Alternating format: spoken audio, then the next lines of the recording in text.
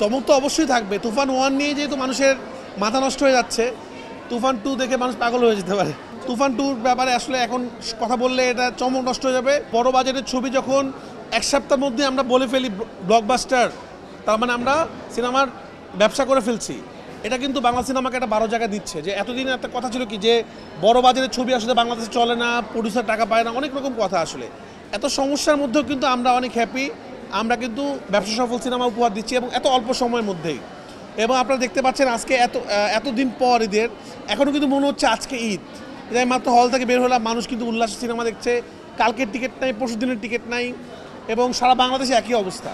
এই যে ঈদ শেষ হয়ে যাওয়ার পরও ঈদের মতো একটা উদযাপন, তার মানে মানুষ বাংলা সিনেমা দেখে, বাংলা সিনেমাতে মানুষের ভালোবাসাটা আছে। তো আমরা এদের জন্য আরও ভালো ভালো ছবি বানাতে চাই ইনশাল্লাহ। সামনের দিনে আরও এরকম তুফানের মতো ছবি আমরা বানাবো ইনশাল্লাহ, এবং আমরা আশা করি দর্শক এই সিনেমাগুলো দেখবে। কোথায় বসবো? বিয়ের পিড়িতে। আল্লাহ যখন তৌফিক দান করে তখন বিয়ে পিড়িতে বসবো আসলে ইনশাল্লাহ। দেখি, সব জায়গায় তো সফল, বিয়ে করে তো সফল হতে হবে। তো দেখা যাক, দোয়া করবেন আপনারা, আপনাদের সবাইকে ডেকে সুন্দর করে বিয়ে করবো।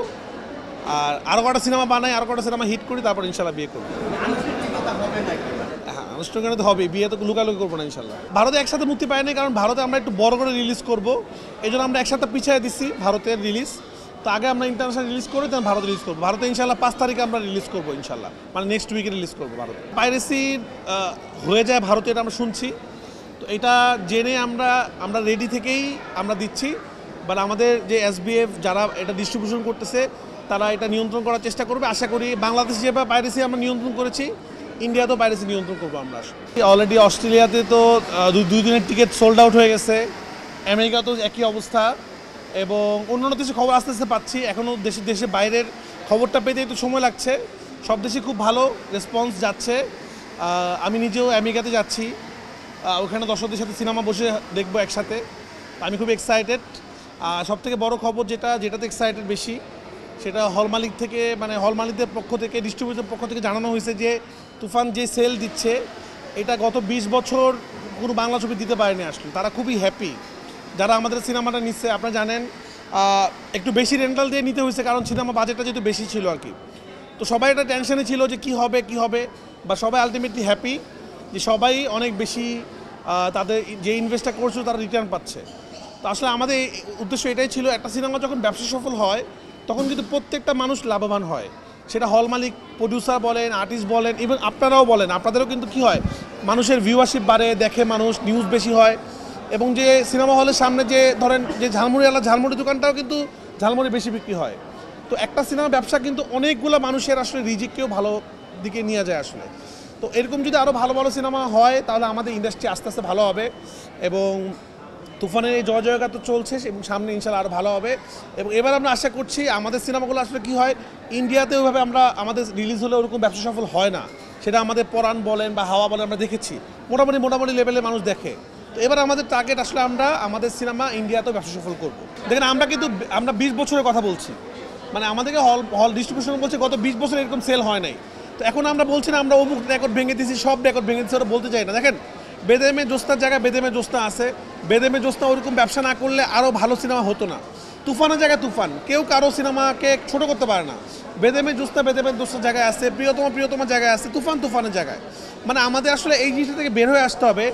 একটা সিনেমা ব্যবসা করলে আগের সিনেমাকে ভুলে গেলে হবে না। ওই সময় ওই সিনেমা ব্যবসা না হলে কিন্তু এটা হতো না।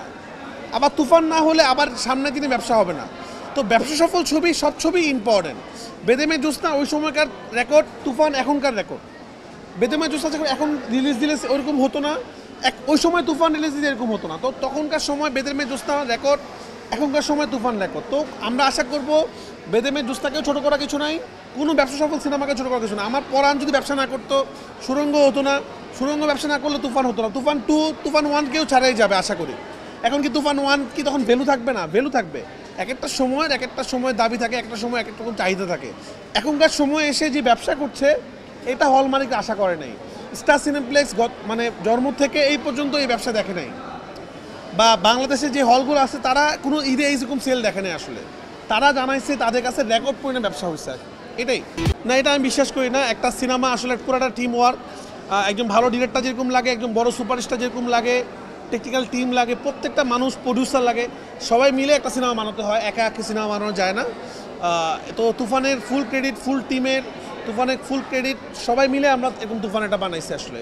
এবং তুফান 2 আমরা আরও বড় করে আরও বড় পরিসরে বানাবো ইনশাল্লাহ। এবং তখন যেন আরও বড় ঝড় তুফান হয় আর কি। এবারে তো ঝড় তুফান হলো, তুফান 2 ইনশাল্লাহ আরও ভয়ঙ্কর কিছু হবে। মধুমিতাতে যে ঘটনাটা ঘটছে, ভাঙচুর হয়েছে টিকিট নিয়ে, আপনারা দেখেছেন, আপনারা সেখানে ছিলেন, আমরা সেখানে ছিলাম না। তো আমার মনে হয় আপনারা এটা বের করেন কারা এটা করছে। এটা আমরা তো বের করতে পারবো না, আইন শৃঙ্খলা বাহিনী বের করতে পারবে বা আপনারা বের করতে পারবেন, কারণ সিসি ক্যামেরা ফুটেজ ছিল, কারা ভাঙচুর করছে কী করছে। আমাদের সিনেমা ব্যবসা করছে, আমরা তো অনেক হ্যাপি। বাট আমরা যেটা শুনেছি যে ব্ল্যাক কার্ডদের কারণে মনে হয় এটা হয়েছে। বাট আশা করবো এটা এখন থেকে ব্ল্যাক কার্ড বন্ধ হবে এবং মানুষ অরিজিনাল প্রাইস দিয়ে সিনেমা দেখবে এবং সিনেমার টিকিট কাটবে আসলে।